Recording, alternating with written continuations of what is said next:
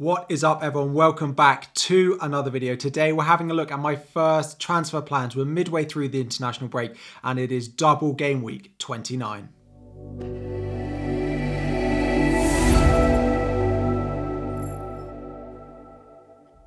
Welcome back, everyone. FPL Harry here. It has been a week since I've uploaded. Been enjoying a little bit of a break from FPL now that we have 10 game weeks to go between now and the end of the season. We are now looking ahead to game week 29. We have less than a week to go until the deadline. It is a big one. It is probably the biggest double game week that we have left of the season. There'll be plenty of chips active for both myself and for you guys as well. Before we dive into the video, we're going to try and hit 1,000 likes on the video. And if you have not subscribed as well, we are so close to 50,000 subscribers. So any support you can help me to get across the line would be fantastic. So yeah, England have just won their second match. They are all done for the international break. There are a few other teams particularly we are looking at that still have games to play, but it is time really to turn our attention to game week 29 to start planning now that a lot of the international teams have had all of their fixtures take place. So just a reminder of how my team is currently lining up before I make any transfers going into game week 29. I am planning on activating the bench boost. I did wildcard in game week 26, always thinking that I would play my bench boost this week, and nothing has changed. There have been no injuries,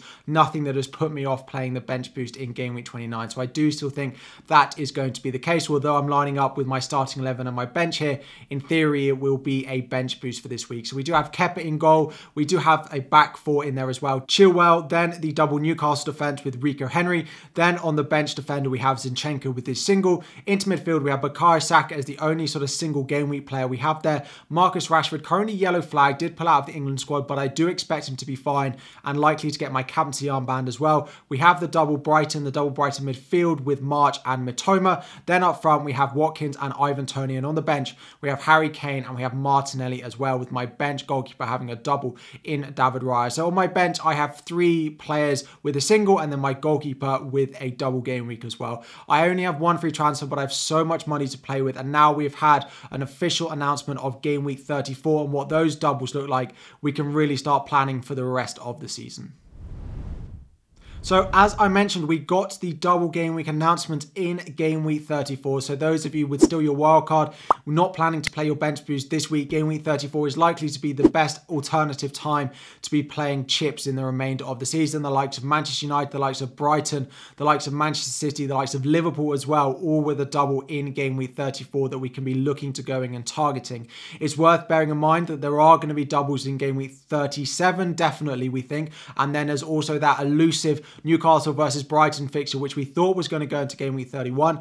Didn't get announced with the game week 34 double, so we think that's unlikely now. This graphic, of course, taken from Ben Crellin over on Twitter.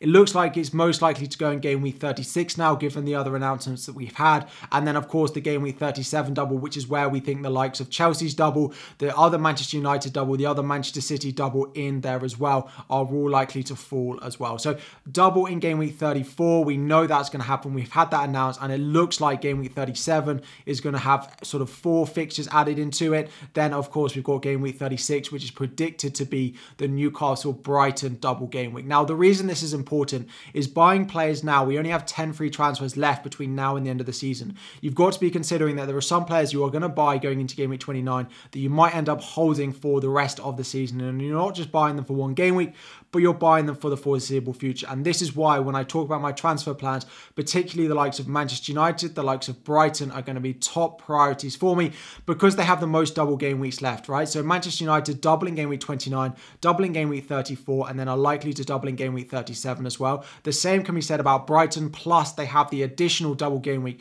which is predicted to fall in game week 36 as well. So you have an extra 3 fixtures on a lot of the teams, and especially given that I'm likely to play my free hit in game week 32. So 32 is going to be the only sort of blank game week we have left unless something very unpredictable happens between now and the end of the season. Game week 32 free hit and game week 29 bench boost is my plan, and I will be targeting Manchester United and Brighton particularly this week, and then going into game week 34 it will be Manchester City and probably Liverpool as well that I look to target for that one.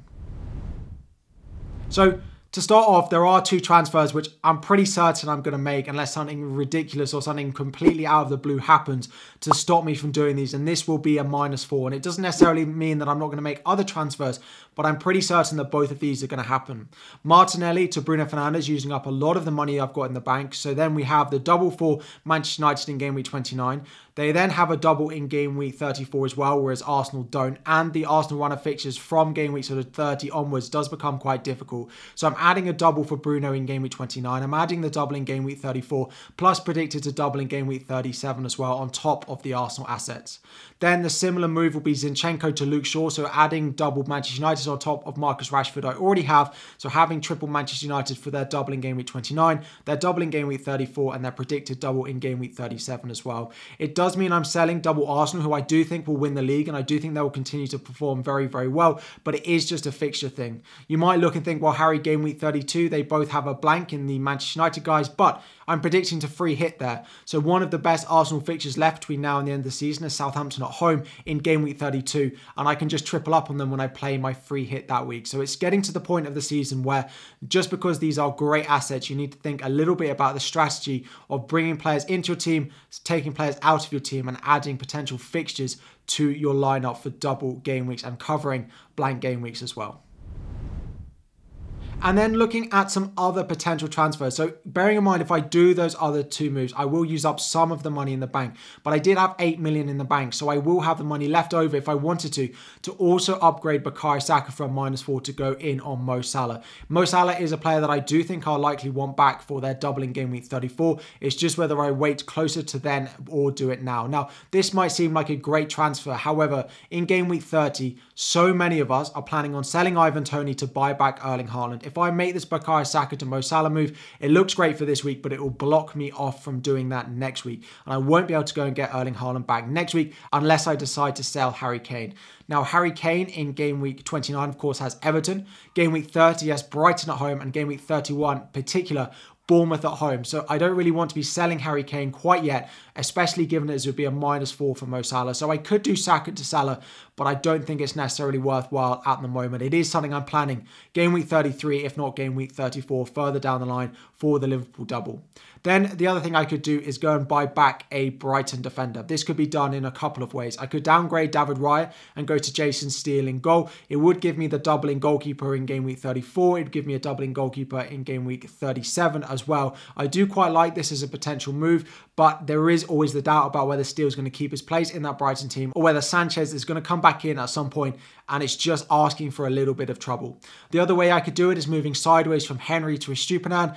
And I quite like that, but of course we need to see how long Estupiñán plays in Ecuador's second match during the international break on Tuesday morning, and when he returns to Brighton training, because he is playing in Australia, which means that's about a 24-hour travel time back, means he's unlikely to rejoin training until probably Thursday, and with a match on Saturday, there is a little bit of doubt about whether exactly he's going to be available for that Brentford at home fixture.